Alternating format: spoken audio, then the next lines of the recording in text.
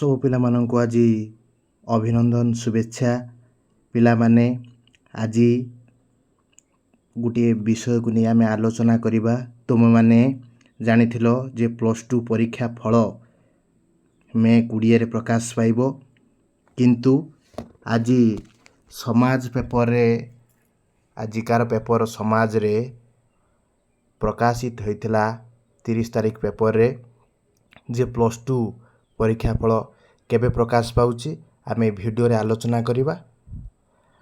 ଆଉ ମୁଁ ସ୍ୱାଗତ କରୁଛି ମୋ ଚ୍ୟାନେଲକୁ ରିଭଲ୍ୟୁସନ୍ ଇନ୍ ଏଜୁକେସନକୁ।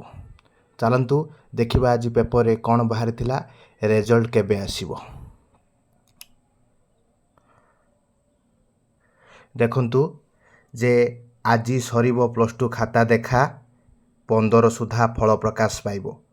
ଅର୍ଥାତ୍ ଆମମାନେ ପୂର୍ବ ଯେଉଁ ଭିଡ଼ିଓରେ ୟୁଟ୍ୟୁବର ମାନେ କହିଥିଲେ ଯେ 20ରେ ଫଳ ପ୍ରକାଶ ପାଇବ ବୋଲି, କିନ୍ତୁ ସେଟା 20ରେ ନୁହେଁ, ସେ ଫଳ ପ୍ରକାଶ ପାଇବ 15 ତାରିଖରେ ଫଳ ପ୍ରକାଶ ହେବ। 15 ସୁଦ୍ଧା ସେ କହିଛି ଫଳ ପ୍ରକାଶ ପାଇବ। ଦେଖନ୍ତୁ ଏଠି ଆପଣ ଦେଖିପାରୁଥିବେ 15 ସୁଦ୍ଧା ଫଳ ପ୍ରକାଶ ପାଇବ। ସେ କହୁଛି ଭୁବନେଶ୍ୱର 29 ତାରିଖର ଏଇଟା ନ୍ୟୁଜ୍ଟା। ଉଚ୍ଚ ମାଧ୍ୟମିକ ଶିକ୍ଷା ପରିଷଦ CHSC ପକ୍ଷରୁ 2ଟି ପର୍ଯ୍ୟାୟରେ ଚାଲିଥିବା ମୂଲ୍ୟାୟନ ଚଳିତ ମାସ 30ରେ ଶେଷ ହେବ। ଅର୍ଥାତ୍ ଆଜି ଶେଷ ହୋଇଯାଇଛି। ଆଉ ମଙ୍ଗଳବାର ମୂଲ୍ୟାୟନ ସରିଥିଲା ବେଳେ ଅଳ୍ପ କିଛି ଖାତା ଦେଖା ବୁଧବାର ମୂଲ୍ୟାୟନ ହେବ। 2ଟି ପର୍ଯ୍ୟାୟରେ ପ୍ରାୟ 24 ଲକ୍ଷ ଖାତା ଦେଖାଯାଇଛି। ମେ 15 ସୁଦ୍ଧା ପରୀକ୍ଷା ଫଳ ପ୍ରକାଶ କରିବାକୁ ଲକ୍ଷ୍ୟ ରଖିଛି ପରିଷଦ।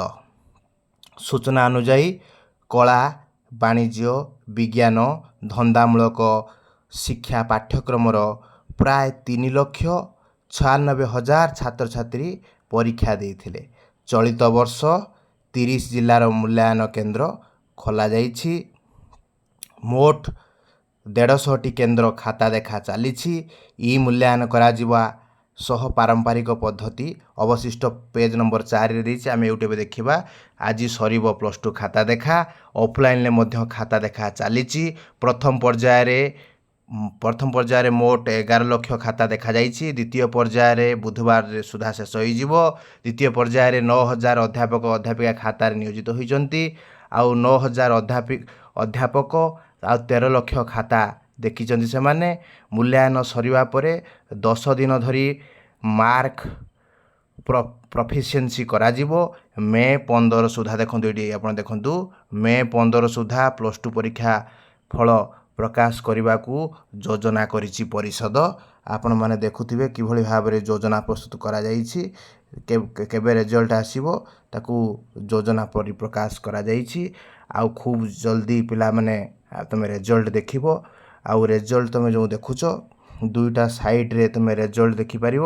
ଗୋଟେ ହେଉଛି ତୁମର, ମୁଁ କହି ରଖୁଛି, indiaresult.inରେ ରେଜଲ୍ଟ ଦେଖିପାରିବ, ବା CHSC ସାଇଟ୍କୁ ଯାଇକି ତୁମେ ମଧ୍ୟ ତୁମ ରେଜଲ୍ଟ ଦେଖିପାରିବ।